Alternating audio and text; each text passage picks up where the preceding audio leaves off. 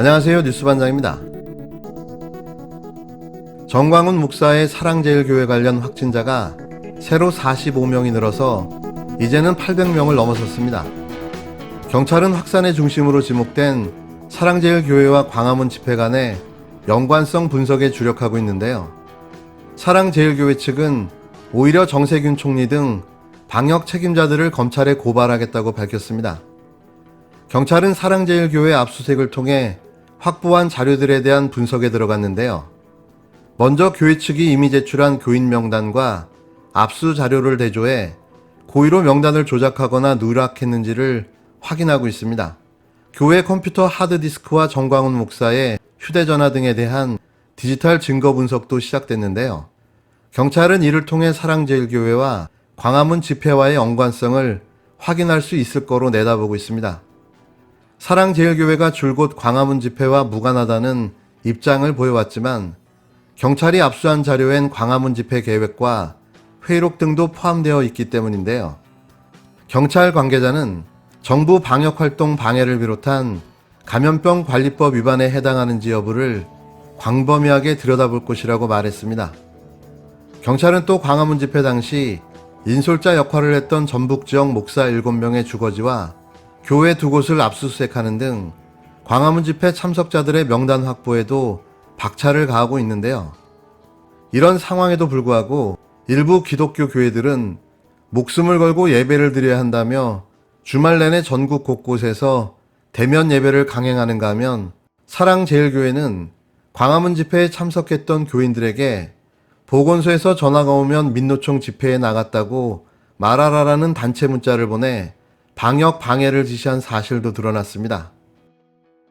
과학적으로 0.0001도 증명할 수 없는 사실이라는 겁니다. 한 사람을 매도하고 특정 집단들을, 교회들을 매도하고 마녀 사냥하면서 자신들의 잘못을 다 덮고 모든 책임을 전가시키고 있는지, 정부가 하는 것은 기만질이고 조작질이고 거짓 발표이고 거짓 선동이고 거짓 협박입니다. 그리고 지금 저희가 말하는 것은 과학입니다.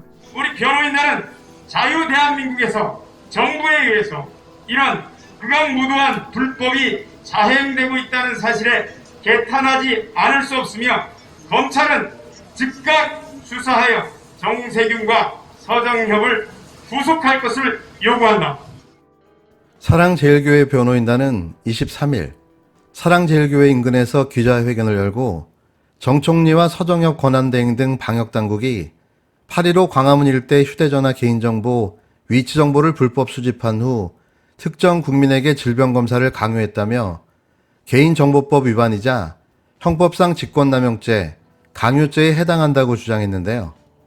이들은 박능우 장관은 수도권의 모든 교회를 예배, 대면 모임을 전면 금지해 직권남용, 강요, 예배 방해죄에 해당한다고 말했습니다. 장하연 서울경찰청장에 대해서는 교인 명단 확보를 위한 21일 압수수색을 문제 삼았는데요. 변호인단은 경찰이 정광훈 목사와 관련한 물품을 집중 압수했고 특히 휴대전화는 전 목사 변호인의 입회 없이 압수하는 등 불법을 저질렀다는 주장을 펴고 있는 겁니다. 기자회견에 참석한 강현재 변호사는 코로나19 검사자 수가 절대적으로 급증한 상황에서 정부는 전체 검사 대비 양성 판정 비율 대신 신규 확정자 수만 강조하고 있다며 코로나19로 국민들에게 겁을 주고 협박하는 것이라고 말했습니다. 강 변호사는 방역당국은 과학적으로 검증되지 않은 방식으로 사랑제일교회발 누적 확진자 수를 집계해 발표한다며 정부가 거짓 조작 발표로 국민들의 눈과 귀를 속이고 마녀 사냥을 하며 방역 실패 책임을 교회에 전가하는 행태라고 주장했는데요. 변호인단은 지난 17일 정광훈 목사의 코로나19 양성 판정 소식을 알린 이승로 성북구청장을 허위사실에 의한 명예훼손으로 고발하고 민사상 손해배상 청구 소송도 제기하겠다고 밝혔는데요.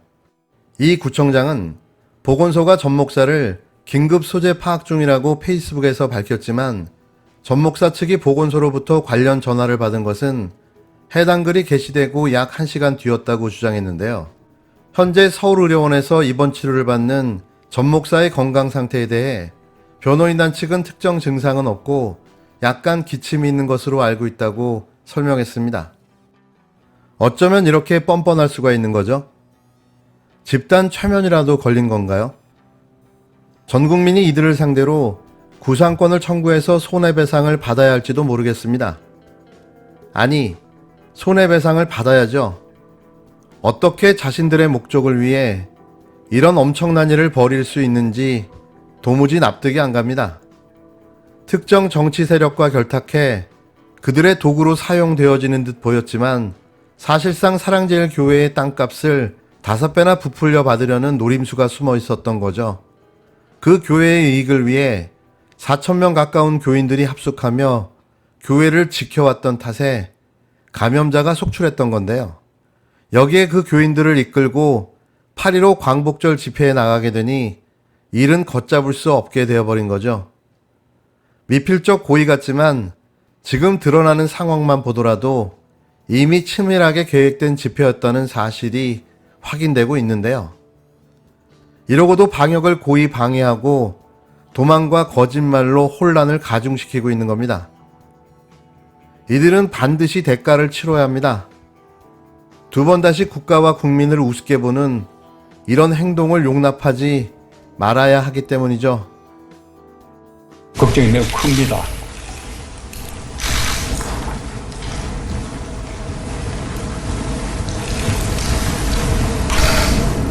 코로나19가 우리나라에 들어온 이후에 최대의 위기라고 말할 수 있을 것 같습니다. 신속한 역학조사와 방역조치를 방해하는 일들이 아주 조직적으로 일부에서 행해지고 있습니다. 만약에 역학조사나 방역조치를 방해하는 일들이 있다면 단호하게 법적 대응을 하고 필요할 경우에는 현행법 체포라든지 구속영장을 청구한다든지 이렇게 엄정한 법 집행을 보여주기 바랍니다. 공권력이 살아있다라는 것을 국민들에게 꼭 보여주시기 바랍니다. 현재 사랑제일교회 관련돼서 명단이 부정확하거나 명단이 누락된 것을 확인을 했습니다. 명단을 확보할 수 있게끔 교회 측에서 협조를 해주시기를 거듭 당부를 드립니다. 대구 경북의 위기 상황보다 현재 수도권의 위기 상황이 훨씬 더 위중한 상황이라는 말씀을 드립니다. 전국의 17개 시도에서 모두 환자가 증가하고 있고 전국적인 대유행 위기를 앞두고 있는 엄중하고 심각한 상황입니다. 3단계 적용에 대한 필요성을 매일매일 고민하면서 중대본 내에서 필요성과 시기, 방법 이런 거에 대해서는 계속 논의하면서 검토하도록 그렇게 하겠습니다. 지난 2, 3월 대구 경북의 폭발적인 유행을 통제할 수 있었던 동력은 국민들의 자발적인 사회적 거리두기 실천으로 유행 전파를 차단한 것이 핵심이었습니다. 가급적 집에 머물러 주십시오. 사람들과 접촉할 때는 마스크를 항상 제대로 써주십시오.